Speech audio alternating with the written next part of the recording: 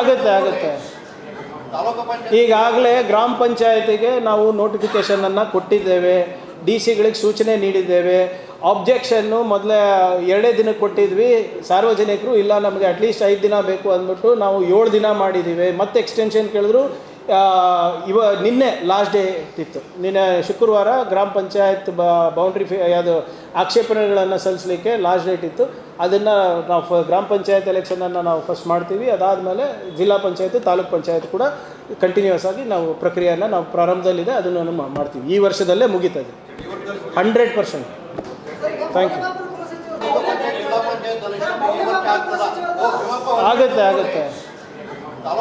ಈಗಾಗಲೇ ಗ್ರಾಮ ಪಂಚಾಯತಿಗೆ ನಾವು ನೋಟಿಫಿಕೇಷನನ್ನು ಕೊಟ್ಟಿದ್ದೇವೆ, ಡಿ ಸಿಗಳಿಗೆ ಸೂಚನೆ ನೀಡಿದ್ದೇವೆ. ಆಬ್ಜೆಕ್ಷನ್ನು ಮೊದಲೇ 2 ದಿನಕ್ಕೆ ಕೊಟ್ಟಿದ್ವಿ, ಸಾರ್ವಜನಿಕರು ಇಲ್ಲ ನಮಗೆ ಅಟ್ಲೀಸ್ಟ್ 5 ದಿನ ಬೇಕು ಅಂದ್ಬಿಟ್ಟು ನಾವು 7 ದಿನ ಮಾಡಿದ್ದೀವಿ. ಮತ್ತೆ ಎಕ್ಸ್ಟೆನ್ಷನ್ ಕೇಳಿದ್ರು. ನಿನ್ನೆ ಲಾಸ್ಟ್ ಡೇ ಇತ್ತು, ನಿನ್ನೆ ಶುಕ್ರವಾರ ಗ್ರಾಮ ಪಂಚಾಯತ್ ಬೌಂಡ್ರಿ ಯಾವುದು ಆಕ್ಷೇಪಣೆಗಳನ್ನು ಸಲ್ಲಿಸಲಿಕ್ಕೆ ಲಾಸ್ಟ್ ಡೇಟ್ ಇತ್ತು. ಅದನ್ನು ನಾವು ಗ್ರಾಮ ಪಂಚಾಯತ್ ಎಲೆಕ್ಷನನ್ನು ನಾವು ಫಸ್ಟ್ ಮಾಡ್ತೀವಿ. ಅದಾದಮೇಲೆ ಜಿಲ್ಲಾ ಪಂಚಾಯತ್ ತಾಲೂಕ್ ಪಂಚಾಯತ್ ಕೂಡ ಕಂಟಿನ್ಯೂಸ್ ಆಗಿ ನಾವು ಪ್ರಕ್ರಿಯೆಯನ್ನು ನಾವು ಪ್ರಾರಂಭದಲ್ಲಿದೆ, ಅದನ್ನು ಮಾಡ್ತೀವಿ. ಈ ವರ್ಷದಲ್ಲೇ ಮುಗೀತದೆ 100%. Thank you. ಆಗುತ್ತೆ ಆಗುತ್ತೆ. ಈಗಾಗಲೇ ಗ್ರಾಮ ಪಂಚಾಯತಿಗೆ ನಾವು ನೋಟಿಫಿಕೇಷನನ್ನು ಕೊಟ್ಟಿದ್ದೇವೆ, ಡಿ ಸಿಗಳಿಗೆ ಸೂಚನೆ ನೀಡಿದ್ದೇವೆ.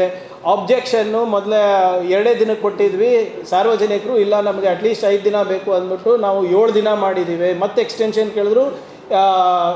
ನಿನ್ನೆ ಲಾಸ್ಟ್ ಡೇ ಇತ್ತು, ನಿನ್ನೆ ಶುಕ್ರವಾರ ಗ್ರಾಮ ಪಂಚಾಯತ್ ಬೌಂಡ್ರಿ ಯಾವುದು ಆಕ್ಷೇಪಣೆಗಳನ್ನು ಸಲ್ಲಿಸಲಿಕ್ಕೆ ಲಾಸ್ಟ್ ಡೇಟ್ ಇತ್ತು.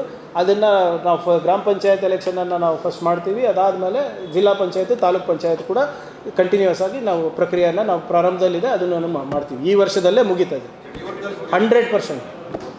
Thank you.